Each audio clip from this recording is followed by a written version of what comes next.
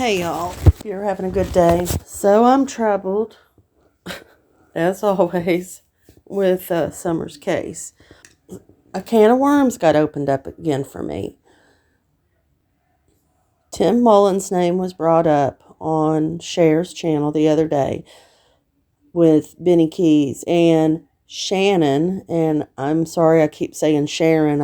I do know her name is Shannon, but I apologize for that. So, apparently, someone has reached out to Harsh Reality, who has a link to Ben Hill Road and Tim Mullen. So apparently she's coming out because she's dying of cancer. She's been to the TBI and turned away many times. So decided to reach out to Harsh. So apparently there is a young girl who has been traumatized in some way and is still going through trauma. Excuse me. He's supposed to be getting more information from this woman. And I'm curious as to what that is. You know, I've been trying to give Tim the benefit of the doubt based on what the behavior panel said, but, you know, I don't really know how much interaction he actually had with them. So there's things that just stick out as odd. For example, him going through Benny Keys' backpack. Why would he do that? That's a clear violation of privacy. And that just was always odd to me. So Shannon said that she felt Tim was like a smooth talker, but would speak in riddles, trying to convince you of something. That he tries to confuse you with his words.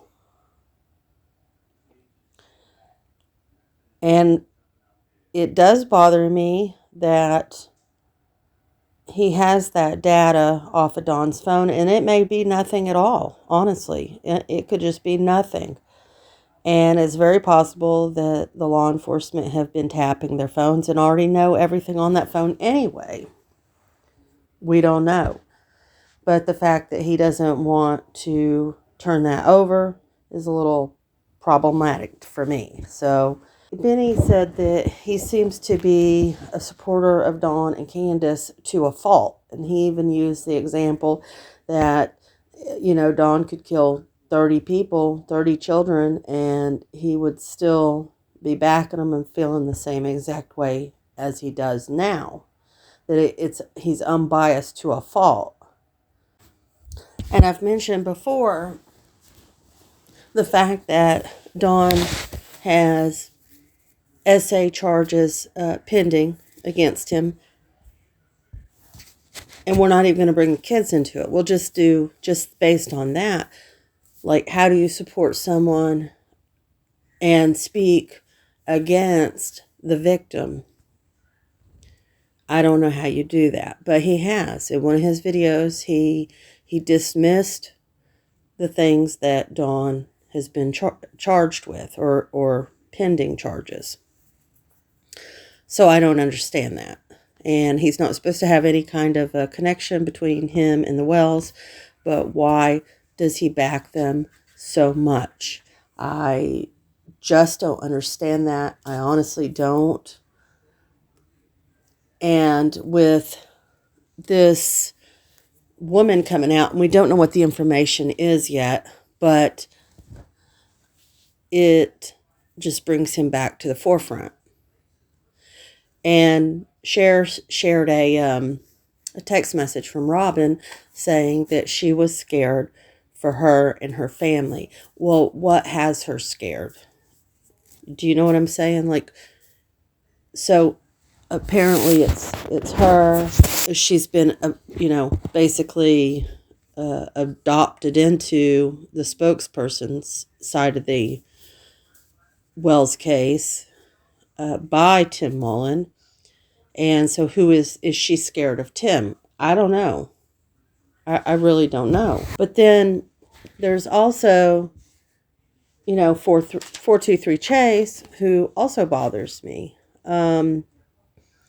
He too, they both have, in my opinion, exploited Summer's case. Tim is, I think he's got probably some kind of a movie thing that he's got in his head. And Brad, he actually exploited Summer's name from the beginning, raising money for the billboards and etc. And then ripping people off.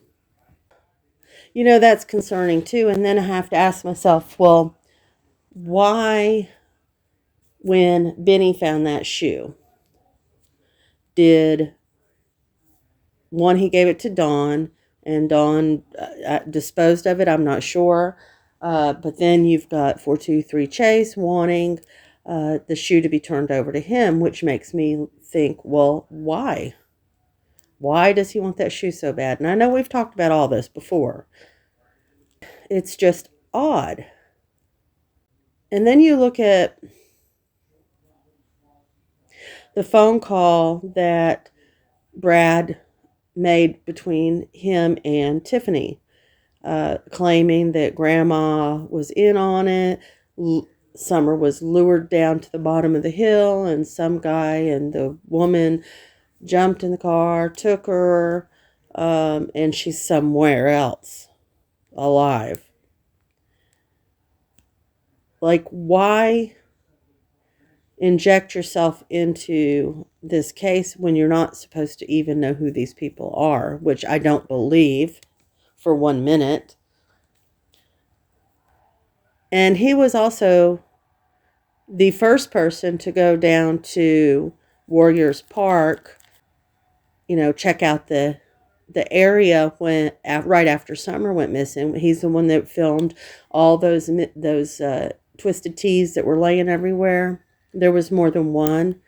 And I can't help but to wonder why the police didn't gather that. I've mentioned this before, why they didn't gather up all of the trash over there and do some DNA testing or whatever on that stuff. But he did go and he filmed that. He even took a like a log down there and set it up and would go down there and sit.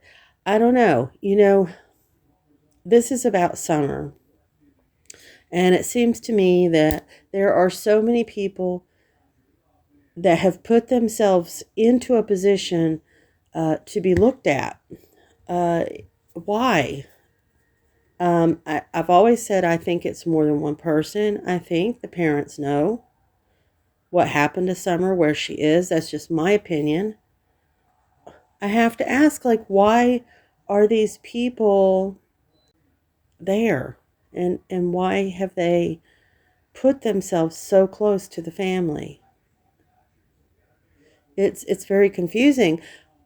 We've got people that have been close to Dawn and Candace, witness things, and then say, whoa, something is not right here, and back up, and are talking about it now. And I applaud that. But what about these people that just continue to be there? It's interesting. The dynamics of all of the people involved in this is just mind-blowing. I heard someone say, gosh, I wish I could remember, that it just goes much deeper than we think. And I think it does. I don't like to think that way. I don't want to think that way. But Summer has disappeared, vanished, it appears, off the face of the earth. A child just doesn't vanish. She's somewhere. And somebody knows where she is.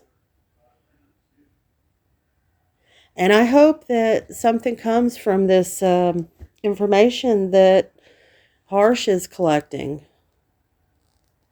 He's got like a private detective, I think, that's looking into some things. And I hope they come across with something, and then I have to ask, well, why?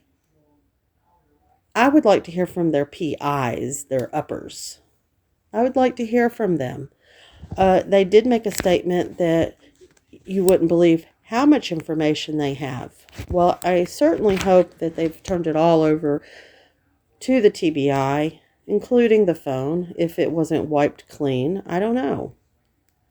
Just everything is just so bizarre and unsettling in this case, and it just seems like too many people have their hand in the pot, and it makes you wonder why.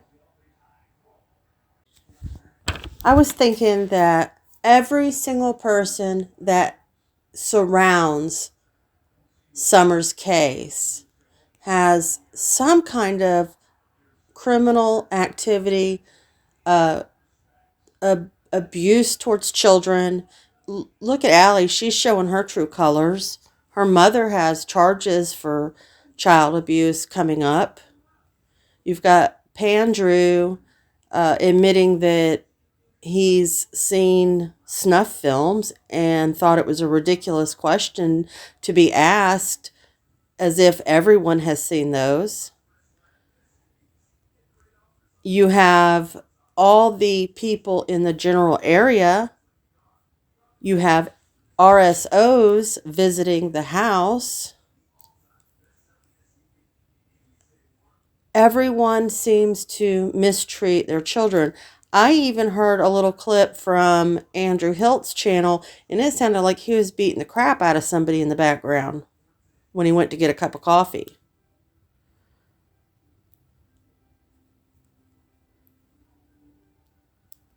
I don't know.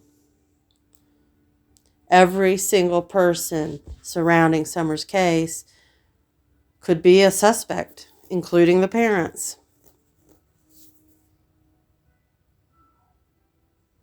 What do y'all think? I'll talk to you soon. Y'all have a good day.